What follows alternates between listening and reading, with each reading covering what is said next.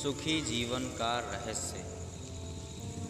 एक बार की बात है, एक महान संत हुआ करते थे जो अपना स्वयं का आश्रम बनाना चाहते थे, जिसके लिए वो कई लोगों से मुलाकात करते थे। एक जगह से दूसरी जगह यात्रा करने के लिए जाना पड़ता था। इसी यात्रा के दौरान उनकी मुलाकात एक साधारण सी कन्या विदुषी से हुई। विदुषी ने उनका स्वागत किया और संत से कुछ समय कुटिया में रुककर आराम करने की याचना की। संत उसके मीठे व्यवहार से प्रसन्न हुए और उन्होंने उसका आग्रह स्वीकार किया। विदुषी ने संत को अपने हाथों का स्वादिष्ट भोज कराया और उनके विश्राम के लिए खटिया पर एक दरी बिछा दी और खुद फर्श टाट पर बिछाकर सो गई। विदुषी को सोते ही नींद आ गई।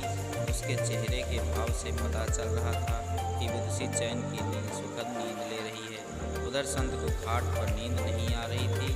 उन्हें मोटे नरम गद्दे की आदत थी जो उन्हें दान में मिला था।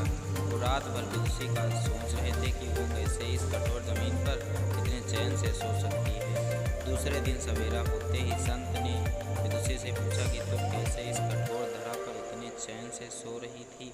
तब उसने बड़ी सरलता से उत्तर दिया, हे गुरु देव, मेरे लिए मेरी छोटी सी जमीन ही कुटिया एक महल के समान ही भव्य है। इसमें मेरे श्रम की महक है। अगर मुझे एक समय ही भोजन मिलता है तो मैं खुद को भाग्यशाली मानती हूँ। जब दिन भर के कार्यों के बाद मैं इस धरा पर सोती हूँ तो मुझे माँ की गोद का आत्मीय एहसास होता है। मैं दिन भर के लिए अपने सत्कर्मों का विचार करते हुए चैन की नींद सो जाती हूँ। मुझे एहसास भी नहीं होता कि मैं इस कठोर धरा पर हूँ। यह सब सुनकर संत जाने लगे। तब विदुषी ने पूछा, हे गुरुवर, क्या मैं भी आपके साथ आश्रम के लिए धन एकत्र करने चल सकती हूँ?